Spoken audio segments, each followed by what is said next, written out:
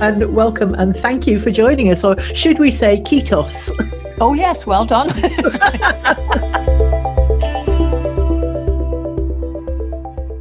Only word I had actually filming in Finland, it was pathetic. But then actually they're very much the same as the rest of the Nordics because it's such a different language.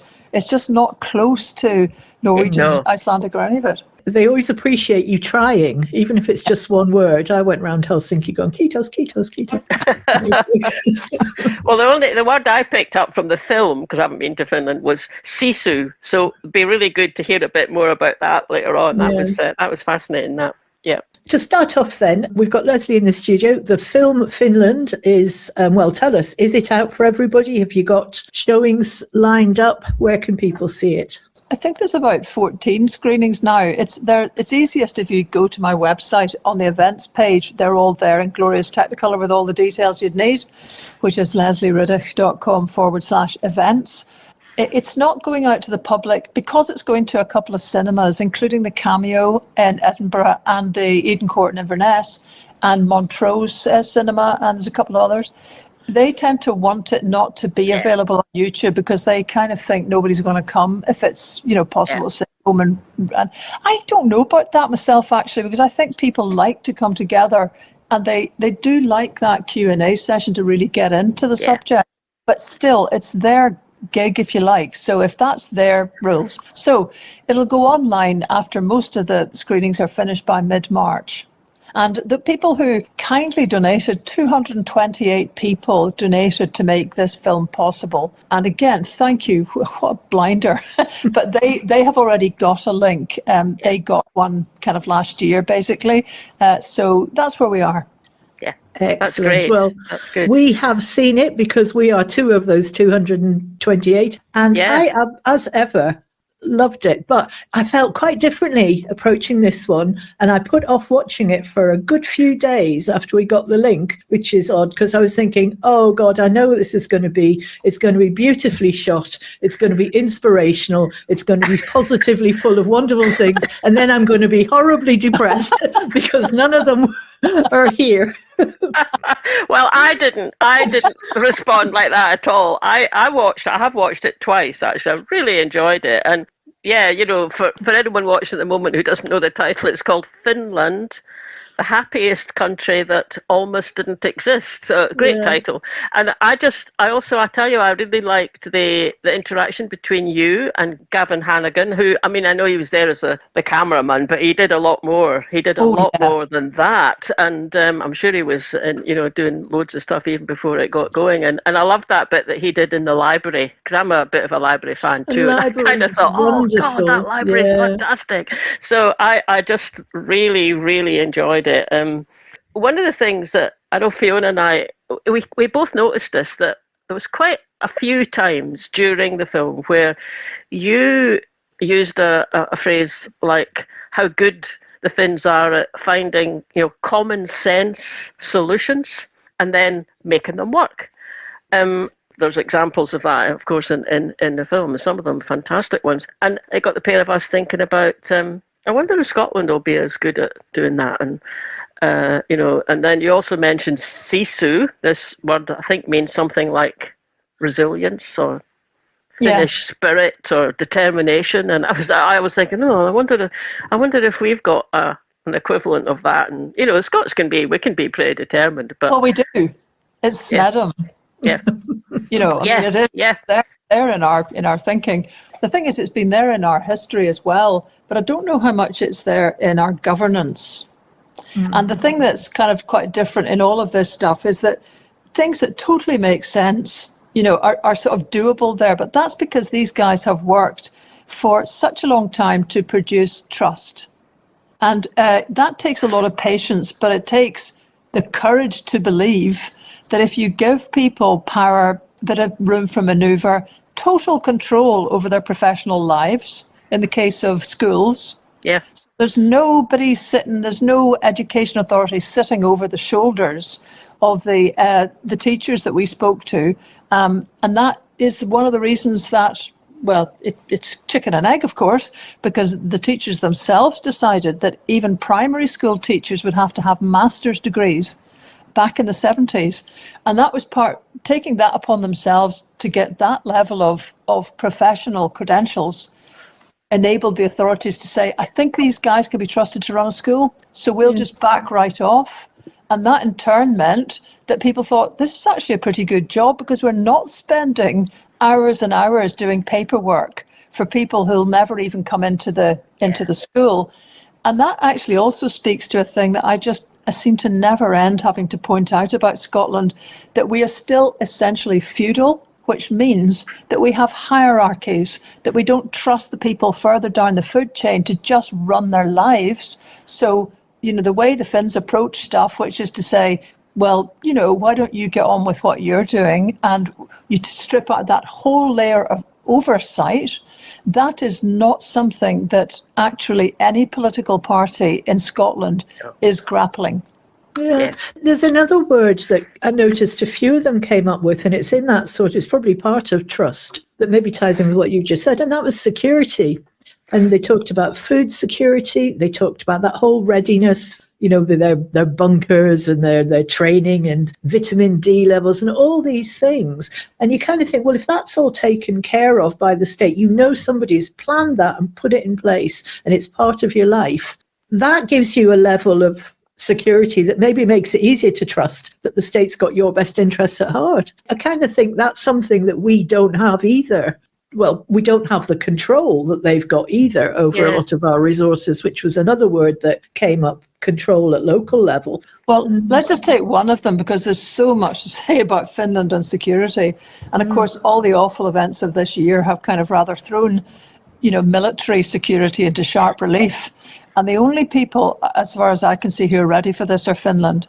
When they exited the Second World War, having to pay reparations to Russia because they had actually let the Nazis walk through Finland to sieges in Russia, mostly in fact, to get their own bit of land back that the Russians had taken. All very complicated, but the Russians invaded them, they repelled them, Russians came back. Finns thought, geez, we need to just let the Germans do their stuff because that will push the Russians out of our bit.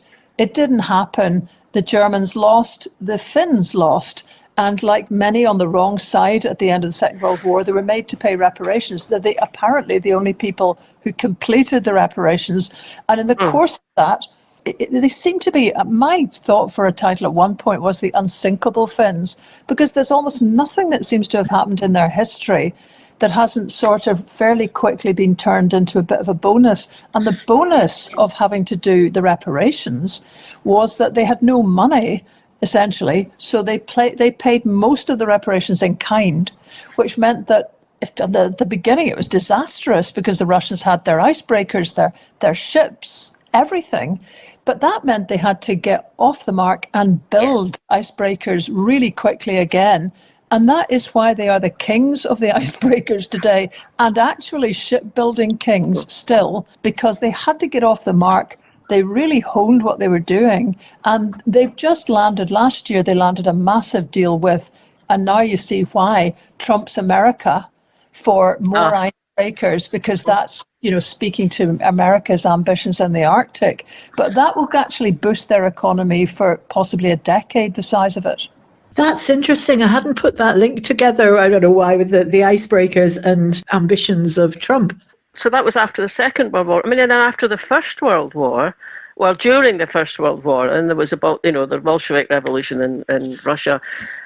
As I understood when you covered that bit, then that was the beginning of, a possible independent Finland opportunity. But then there was a civil war in Finland, kind of in parallel to the way it happened in Russia. So you've got the Reds, which were, workers, probably small-time farmers, against the white kind of paramilitaries. And whites were more kind of landowners, presumably, and well, they were in Russia, landowners, middle classes maybe. And I mean, if you've got a civil war in a country, that must set off reverberations for years and years afterwards. I mean, it's quite, and the whites won. It wasn't like it was the left-leaning Reds that won, it was the whites won. So I assumed that was difficult for Finland to, overcome that, even although after the First World War, of course, they were independent. Well, yes, and actually it sounds odd, but on the other hand, It's exactly what happened in Ireland.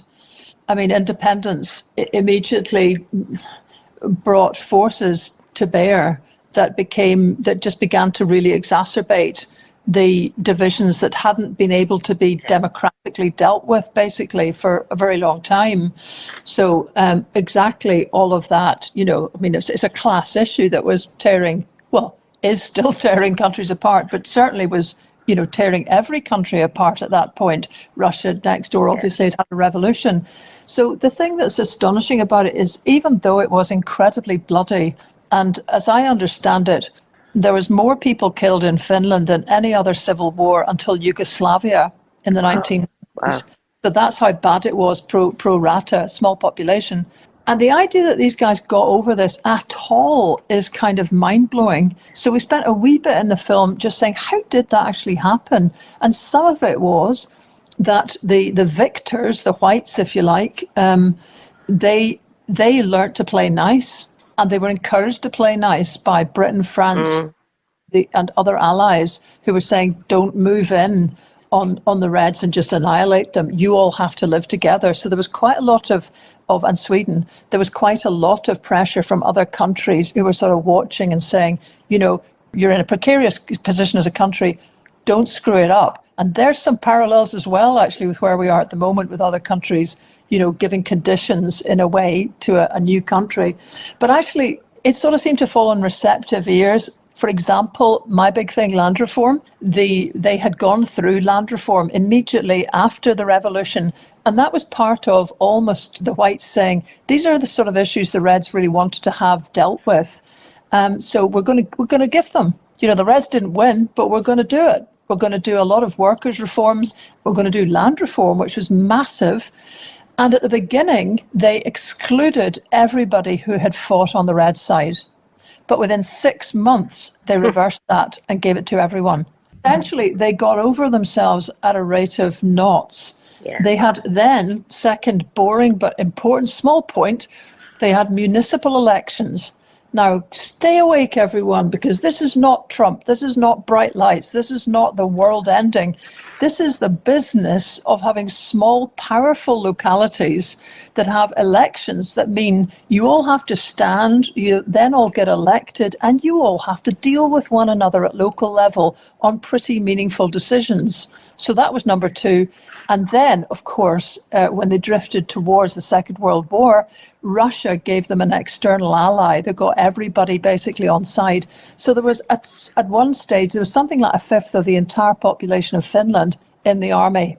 So that kind of, by the end of that, there wasn't too much discussion about the Civil War, although they had their 100 years existence as a country not that long ago. And it was tremendously low key because it still felt like not something that you could, scream about from the rafters. Yeah. Interesting, especially when you think about that. It's that whole losers consent thing, isn't it? How you have to bring the two halves back together again after the independence. And I think hopefully that's something we'll be factoring into our it takes sort of mature. I mean, obviously there was a bit of pressure from the Allies in the First World War, but to get it done. But it also, you need. It takes a bit of maturity, doesn't it, on both sides? The people who lost as well, not to feel they want revenge, and even the ones who won. So it's pretty impressive hearing that. Another aspect of security you were talking about was food security, which was something. There was statistics that came out while we were there, which I just couldn't believe, that Finland today has the best food security of any country in the world. Right, Finland is 70% forest. Yeah. And a third in the Arctic. Its ports are icebound for half the year. How is that possible? Right? How is it possible? So, and how can we not do it as well? Funny, because when I asked people, they were sort of like, I'm not too sure. And I said, honestly, do you not think the fact that you have more cooperatives, more food cooperatives, and you've had them since the early 1900s, because while Finland was being run by Russia, they weren't allowed political organisation. So that's why they all tanked into running cooperatives, also because it was an effective way to try to, beat the man, as it were, farmers, small farmers, who were able to get decent prices if they banded together, and they were getting picked off on their own. So cooperatives came in as an absolute baseline for everything in Finland. They're there now, hyper big style. And it's, as the guy that we interviewed, who's a professor of all of this, said, it's not just that our food is homegrown, it's home owned. Yeah. And so the distribution is home owned. So the big food security is that whatever they grow is absolutely designed to be kept in Finland and isn't getting shipped around the world, and they're not looking for massive grain imports from anywhere else. Yeah, there was a phrase that it might have been the guy you're talking about said it, when the cooperative is big enough, it regulates the market. I thought, well, that's a refreshing way of looking at it, isn't it? Yeah, they've got I can't remember what the Finnish word for it is, but they have a system. We couldn't go into all of this in as much detail as you might like, but there is a system where actually even commercial firms producing electricity do it at cost price. And it's got a name, that system. It gets brownie points for the companies, but it's a very good example of how that much cooperative behavior in a marketplace starts to make everyone play nice, because, you know, the punters are expecting more. Let's say, just as we speak, as it Southwest Water has left, you know, big wedges of Sussex and various other places with no water at all, you know, private ownership of a key asset. I mean, Finland is right at the other end of that, with not just public ownership of assets, but cooperative electricity, cooperative water. I mean, it's mind-blowing, actually, but it strikes me in a lot of ways. The Finns almost, there's a funny old-fashioned thing about a lot of it. For example, they never wheeled out their trams. So they have an unbelievably great tram system. And when I said to them, gosh, when did you start doing this? They just sort of quietly said, 150 years ago. And then they can deliver affordable housing because they still own 60% of the land in Helsinki. So they never sold it off. You know, the period that everybody else went through when they were trying to realize some money for from green assets. Basically, every council has flogged off whatever it owned to try to keep, things going. Helsinki never did that. So now, as you'll see in part of the film, they actually contribute money to the central exchequer, to the central government. They are not funded by central government, because of the amount of rents and everything they get back in from what they own. Yeah, I thought it must have been something like that they owned the land. You know, the bit where you did about, they thought, let's not have the ports in the city. Let's put the ports, out the city. And presumably they had to build a bit of infrastructure to do that. But then they're left with a nice bit of land on the water in their cities. And, obviously went ahead and built some pretty, creative ways of building homes for people with a good mixture and, high qualities and everything. And I was watching that bit thinking about Glasgow and thinking that maybe Glasgow owned bits of the Clyde, but not in the way that could have enabled that, really. And Fiona was saying at the beginning, she was a bit kind of, oh God, do I want to watch this film? I'll get depressed. I got a little bit of that. So I sort of, you get into a what if, sort of if only that. But anyway, this sort of thing gets us into another thing I was thinking of. I was sort of thinking, well, no country, when they become independent, it's not a blank page. I mean, no country newly independent is a blank page. There's always something that's there, and we're not going to be a blank page when independence comes. Some of what we've got is going to be in place and will be helpful, like the legal system, and we can presumably do a currency pretty quickly, and there's a banking system. We might want to change it, but there's one that could just start off and get us going. But it got me thinking, but other things that are kind of embedded in Scotland at the moment, because we've been part of the UK, that actually will hold us back and might be a big job to turn around. I mean, land ownership's the kind of obvious one, but there's probably other examples of that as well. Well, indeed. I mean, it's not meant to be just an endless series of kind of, here's how crap we are and here's how easy it was, because it certainly wasn't easy for these guys. It really wasn't. But it's more to try and say, I think, to my mind, if you can try to say, look, we're obviously not doing as well. Well, we're not independent. There's the big one. But when you pull down from that, it's other things like just exactly as you've observed there. Clydeport own the equivalent areas in Glasgow that you might decide you wanted to completely shift out of town. And it's not actually so much ports because it's docks, really. This is true of all the cities that used to major on shipbuilding. Are they going to sit with the docks empty, just kind of giving that unpleasant yearning feeling in the middle of cities? Or are you able to take a big decision, just remove them and get any port functions that remain a way out somewhere? And yeah, it's totally tough to do that. I mean, at the moment in Fife, down at Burnt Island, they're still having a struggle to even walk on the, on the beach in the harbour area, which actually is theirs by right of, right to roam legislation. But Forth Ports has basically put a big fence up, and nobody's got the money to challenge them. Look at the struggle they're having getting Ardrossan back. I mean, that seems to just be proving endlessly difficult. Well, that's a classic, isn't it? You know, it was part of Clyde Authority when it was a trust, and then in comes Mrs. Thatcher, and 10 years later things get sold off, and they don't invest in it, but they take profits out. I mean, it's classic. And now, CalMac saying we can't use this. We've got a nice new ferry, we can't use it. And the call goes out from, actually, ironically, it's the Scottish Tories and others sort of criticising ScotGov and saying, well, you should have been in there, you should be buying it back and putting public money in to redress the kind of neglect that the private company did. It makes me furious, really. But, it's somewhat of a smaller example, but yeah, you're right. In Govan, I'm in Govan once a week for various reasons, and I usually am having a walk at lunchtime, go past the Govan graving docks, owned by a development company for decades, and it's rack and ruin. And we've all got just these dead areas that are actually just they're just being land banked. Yes. And so land bank, but the thing is, you could start tackling land banking now. And yes, we could have a list of what we need back, couldn't we, and start working our way through it. The point with this is just to try to say, okay, here's scenarios that these guys find really easy.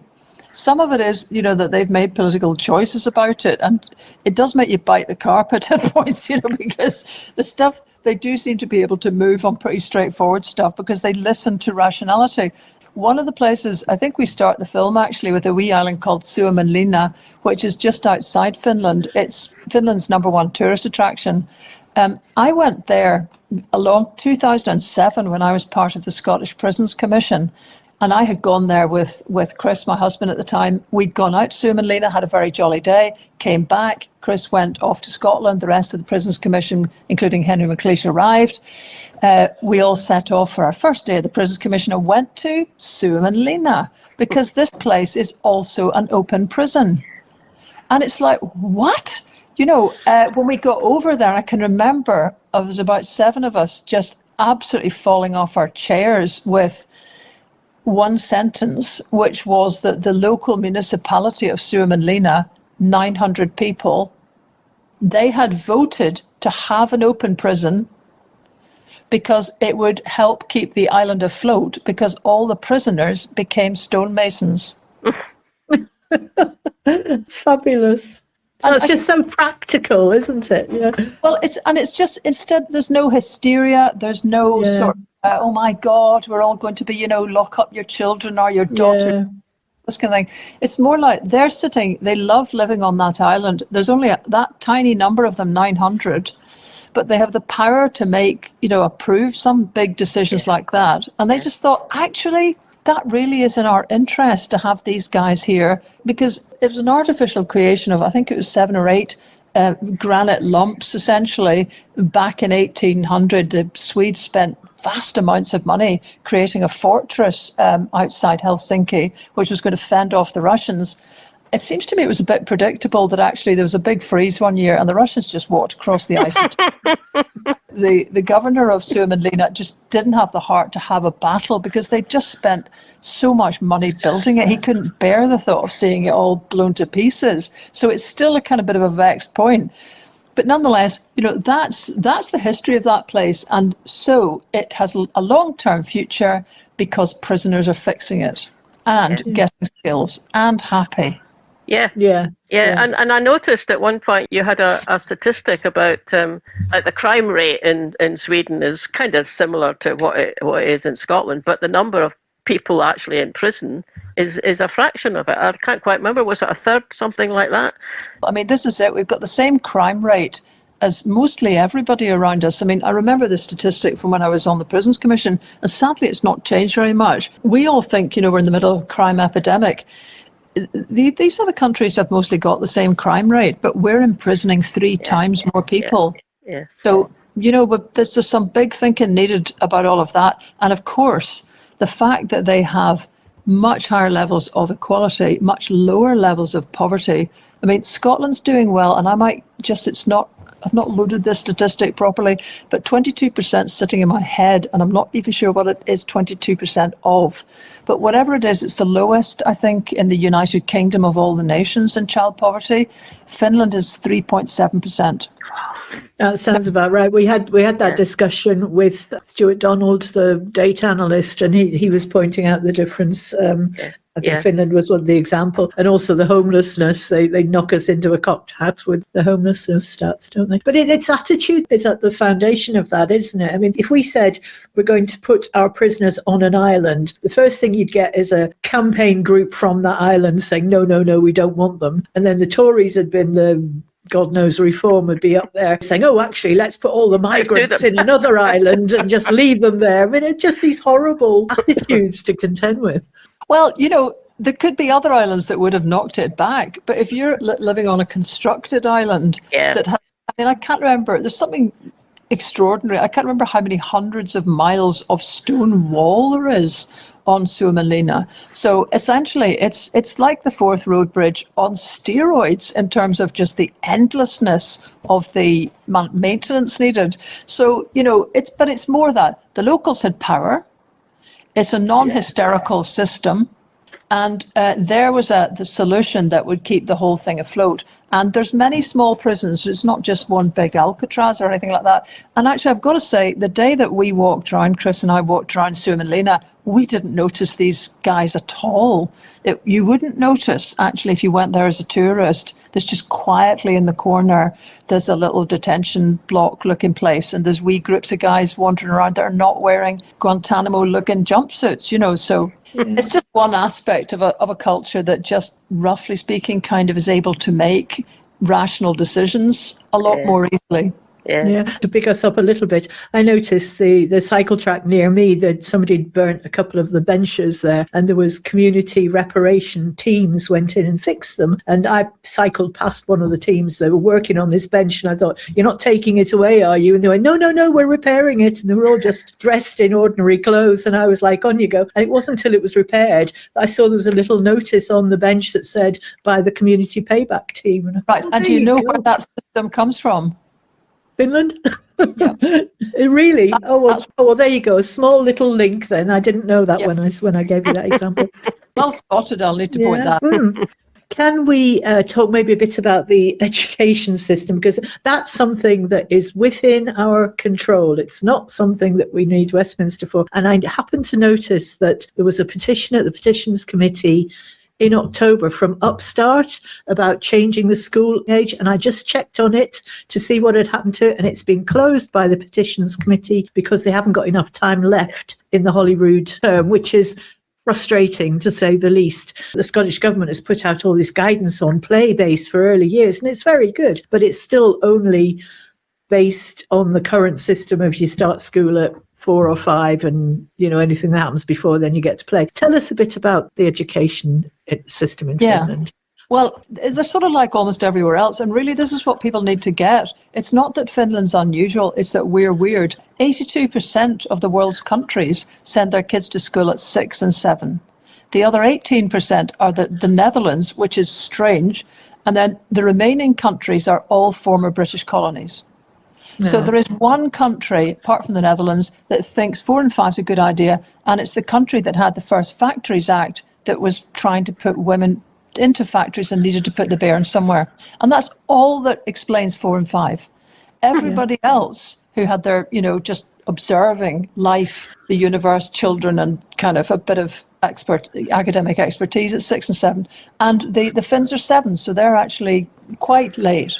They've got a year of preschool, but the bulk of what really seems to make it for them, and the thing that was so striking about the primary school we went to visit was how sort of cheery it was, how few behavioural problems there were, and the teachers totally ascribe that to years in kindergarten where you learn to be part of a group.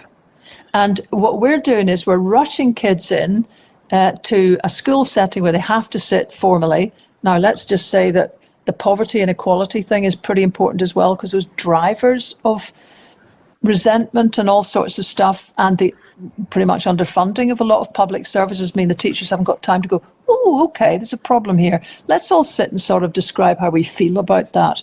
They talked at one point that they actually have lessons teaching how to handle disappointment. Yeah. Yes. God, that's a skill. But the point is, all these soft skills are the things that go in first. And like, surely there's not anybody left anymore who would question that actually before you start hammering in the 3 R's and all the rest of it, it's this ability to act as a group, to be cooperative, to control your kind of motor energies and so on. All of those things go in first and through play. And then when these guys hit school at 7, they are absolutely hitting the ground running. There was bits about where they were all playing instruments, and it wasn't just like they had one instrument that they played. I mean, it'd be good being an orchestra, but then they swapped round instruments, so everyone was playing loads of instruments. Or the wee girl that was working the sewing machine. I mean, I laughed when you said, do you not worry about her getting her fingers caught in the sewing machine? Because that's what would happen here. I have none of that worry, but I know from watching everything, when we did the thing about Denmark and there was lots of saws close to yeah. That was brilliant. Like this. But really, you know, we're the only ones who are like this about it. And this is also because we haven't got outdoor stuff. We're totally paranoid all the time about what if this, what if that. Our abilities begin to develop. So the only core curriculum that the Finns have, as far as I can see, and I keep feeling the need to check this because it's so mind-blowing, is 1, that you should learn to use a sewing machine, 2, that you should learn to use a saw, and 3, that you should learn to be in a band and learn to play most of the instruments. I mean, Great. That's great.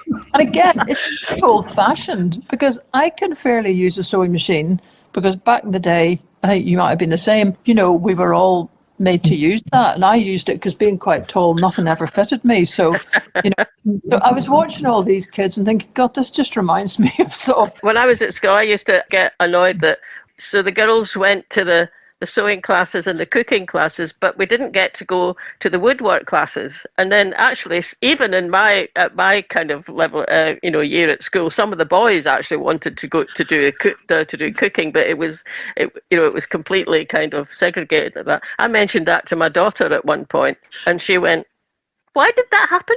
I mean, why was that?" And I went, "Yes, that's a good question." I said, "Well, because they thought girls would be better at cooking." Well, we probably need that later on. They were teaching you to be a wife. That's what they were doing. Teaching you to be a housewife. She said, "Oh, well, the best in our cooking classes was a couple of the boys. They're all off being chefs now." The thing about the education that's also important is just that, I mean, again, this is one of these things where the utter expert in all of this is a guy called Pasi Sahlberg, and he wrote a book called Finnish Lessons that's been translated into 42 languages. It is the Bible on all of this, and it's kind of in its 18th edition. He came and spoke in Nordic Horizons 10 years ago, and he's very, very strong on this thing about people being in control of their own schools, their own time, all this sort of thing. But he was the one that kind of pointed out that one of the most important things is this ability to just decide what you're doing with your own time and not to be doing things by rote. The whole point of school, and he says this very lightly and you think, it's a bit boring, and then you realise how profound it is that education is a right, not a duty. And so the idea here is you just knuckle down. I mean, it's not quite as whack out of the back of the head as it used to be in maybe our day, but it's still kind of like that. It's just like, you shut up, you get your head down, you have to work through these things. Okay, some of the language will be pleasant, I'd imagine, but still, whereas they look at it from the point of view of, you have a right to an education, and we need to make it interesting. We need to involve you so that you're really engaged as a pupil. You guys, people skiting out, people not being keen, that's a big wound in the side of their education system. It would be in anybody. It would be. But I think that's what it is. They really are working hard to maintain the interest of their students. There was a line in the petition, the one that's just got closed, where they said the attainment gap is actually a developmental gap. And so that right from the very, very beginning, you've got kids starting into a formal school system who are a year behind in just their interpersonal development, their emotional development and everything. So that's how you can see how that, giving them that extra couple of years, they've got a chance to get onto a level pegging. And that would be part of the equality that we need to bring in. So they don't start till they're 7, and they don't leave school till they're 19. I think that was what. So what happens? Our secondary school would take them up to 16, or then what happens? Yeah, they've got what they call the periscolo. I'm sure I'm mispronouncing it, which is taking them from 7 to about 15 or 16. They have no external exams in that time. A lot of them don't change school. If they do move physical building at any point in that, the class stays together, and that's another key point on it, is keeping cohorts together. So they all go through together until they're 15 or 16, and then they have their first external exam. That will put some of them into high schools, which are a path to university directly. Some of the rest go to vocational schools. And actually, I spoke to one parent whose lad actually could have gone to high school, but chose vocational school because he wanted to do drama. And you get the drama school was actually not in their neighbourhood. So at the age of 15 or 16, he would have got actually a little flat to stay in during the working week to go to that drama school and then come back at the weekend. So they go through all of that, and then at 19 they can go. But equally, you can go through vocational school and then decide you want to go to university. So there's endless. I mean, you try to explain it to somebody, and there's so many kind of if this, then that, and then you could do that, and then you could change your mind. And this is part of the whole thing. It's kind of like there's huge amounts of, everyone places huge amounts of energy to get the right thing for that particular young person to work their way through. Fantastic. Yeah. It is. So as ever, you sort of come out the other side of watching the film and think there's a whole load of things that we could be doing under our current sit-up if the will was there. There's a couple of things. I mean, I have to say, not that I feel tremendously optimistic about much of this, because I feel like I've spent about the last 25 years banging my head off a brick wall as far as every political party, including the SNP, is concerned. But I would have to say there was a little things that kind of snuck out before Christmas, which is lowering the amount of face time between teachers and children. Now that kind of sounds like, oh, that's bad, isn't it? Well, actually, the Finns have got the lowest face time in the world. And to put it a different way, they have the highest collegiate time. So basically, they spend the most time talking to one another and trying to figure out what will work in class, how that, they unburden themselves, if you like. And the children are quite self-directed. They have relatively short school days. They have modular things, so they're not sitting on very long term times. And all of this is going down the up escalator for a culture which I'm afraid is British, and we still have it, which is you just whack in more and more and more and more of the 3 hours, and you'll come out the other end able to do stuff. So, more is never less here. It's just always just more. Yeah. And Finns are exactly the opposite. Yeah, and you kind of wonder why we train all these teachers. We're giving them university degrees and then not letting them use them because we're giving them a manual of this is exactly what you're going to do from 5 past till 10 past.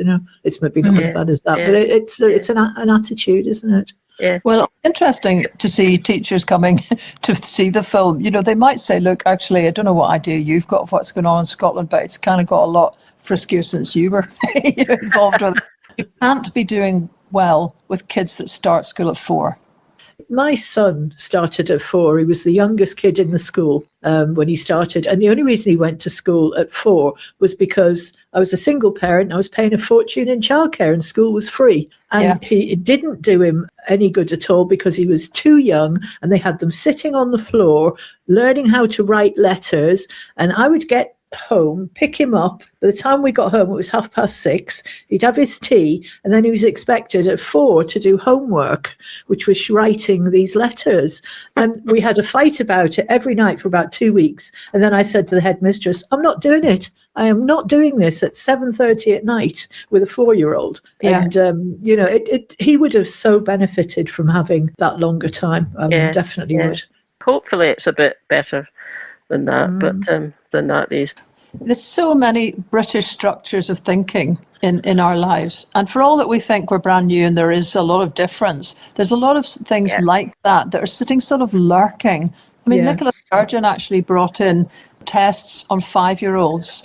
Now that's what prompted the creation of Upstart as an organisation, because the young women, by and large, who were the primary 1 and 2 teachers, were just aghast at what they were having to try and do with 4 and 5-year-old children.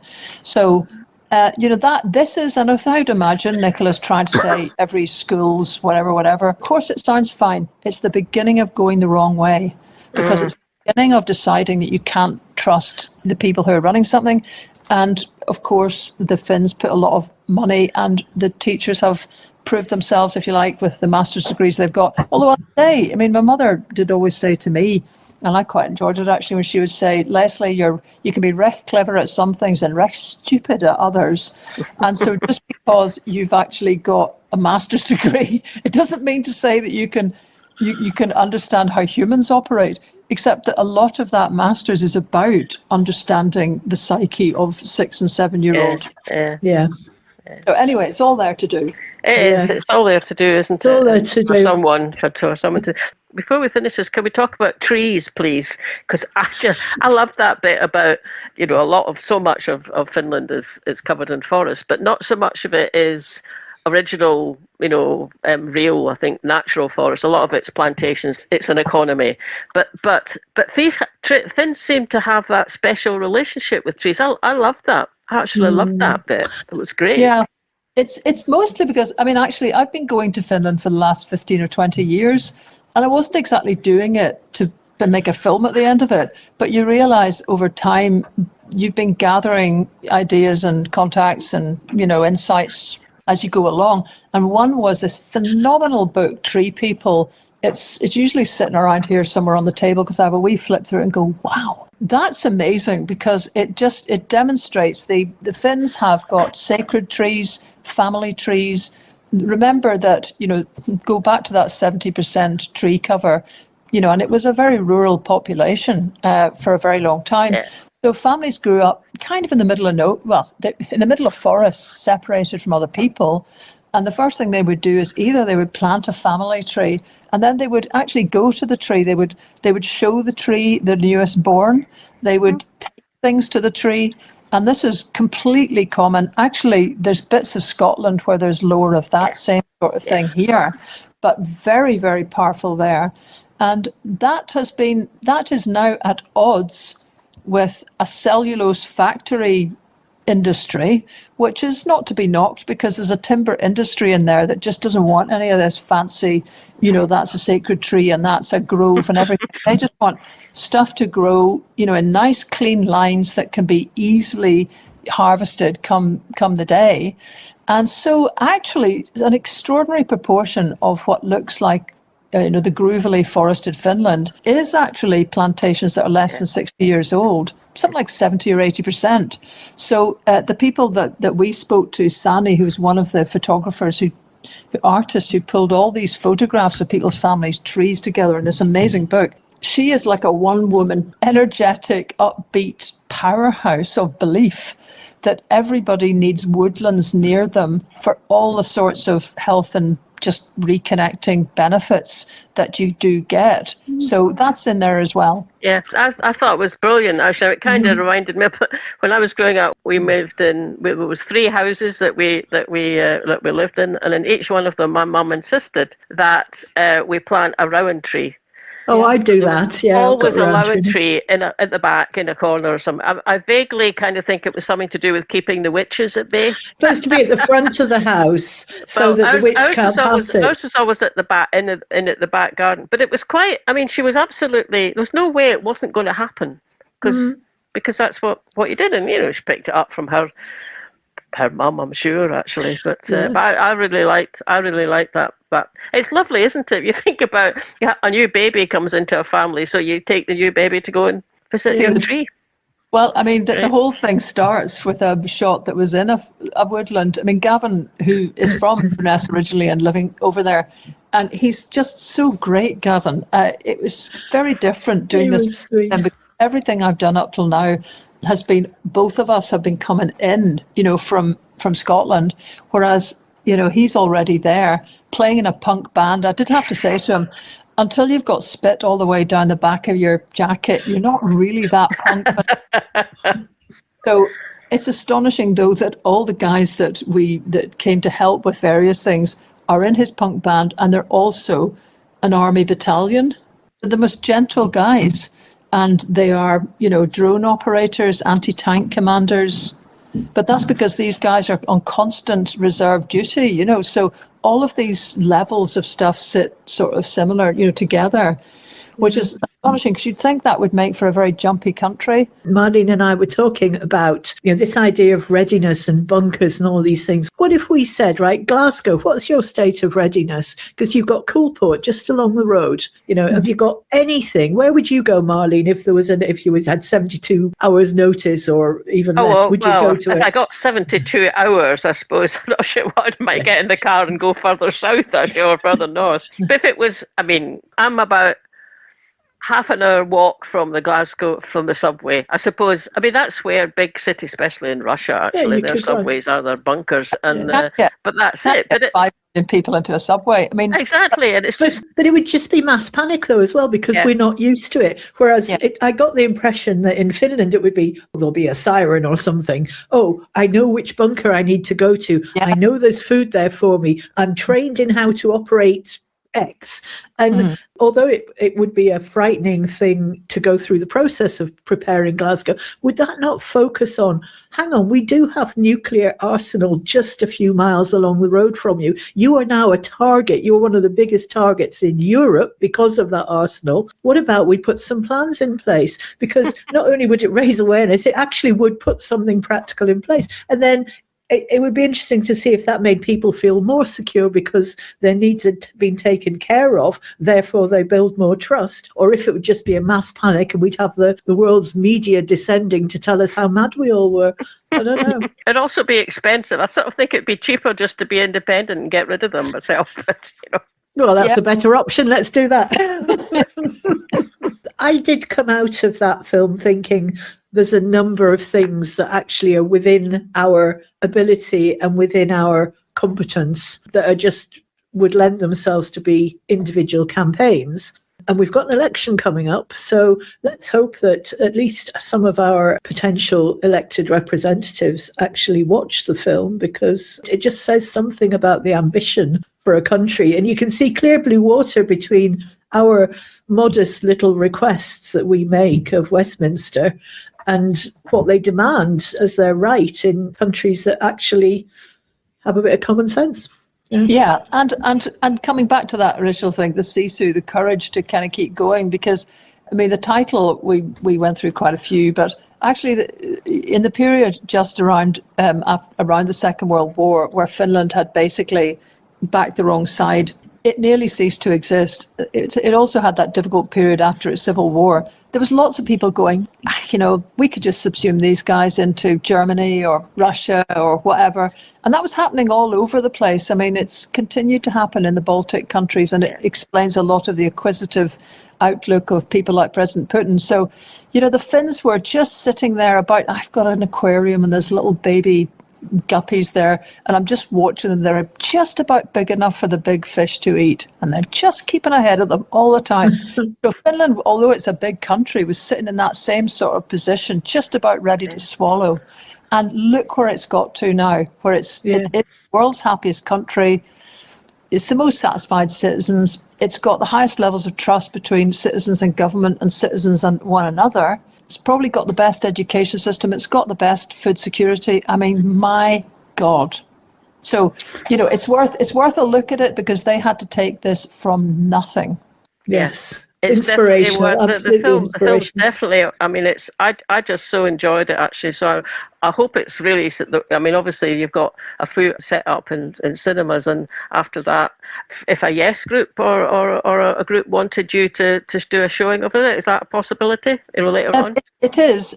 There is just one of me, and as each year goes past, I get a year older. But I was, belting around through 3 named storms with Lyme disease. Albeit, I caught it early and so on, but still not pleasant. So it's just, I mean, I just tend to hear around. If people want to do something, my default is, let's do it. But I'm having to slightly watch. So there's a basic structure of where I'm going. And it's good if there's a Yes Group. If you can see that you're close to something that's on the, list already, it's not too difficult for me to just stay and do one with you. But to go all the way back to somewhere that's a bit far flung is sort of difficult. Yeah. And there's more being added all the time. The Ayrshire Brigade are now on this, and there'll be one there. So, and Dumfries is getting a date. So there's more being added all the time. Fantastic. Yeah. That one you did at Stirling, at the Stirling Smith, was a really good mixture there, actually, of people. This was the last film. Previous. There's the problem, really, because I have actually approached the McRobert, but you're just reminding me, no reply. It's quite difficult to do this yourself, and kind of keep remembering who hasn't replied and so on. And it is actually better if it's Yes Groups, to be really honest. It's not that I'm sort of, if it's SNP groups, okay, but I don't really want this to get too mixed up with sort of party politics in the run up to the election. Although I'd like to think that, just going through this sort of stuff leaves people with a sort of, here's the kind of country with an appetite for independence. Yeah. Yes, groups, just get in touch. Yeah. Okay. Great. We'll put the link under the podcast for your page on your website with events, and then people know where they can go and have a look. As ever, thank you so much for joining us. It's always fascinating. We loved the film. I'm sure everybody else who watches it will love it. Hopefully we can do more than just love it. We can actually do something towards achieving some of this. And all the best with your series of events. And we'll catch up with you soon, I hope. Great. And thank you both. Honestly, you're such kind of, I know what it takes to keep doing what you're doing. When everybody else kind of, has other priorities, you've got family stuff happening. Your own levels of enthusiasm and belief rise and fall because you're human, Begorra. And you're always here. So, all part your elbows, you're something else. Oh, thank you. Thank you very much. Thanks for listening, everybody. Hope you enjoyed that. Don't forget to subscribe to us wherever you get your podcasts. And if you're listening on YouTube, you can click the little bell and you get a reminder whenever we put out a new episode, which is every Friday. And sign up for our mailing list. You can do that from the website. And we always send one out at the beginning of each month to tell you what's happening. Last but not least, you can buy us a coffee on coffee.com. And we'll catch you later. Bye now.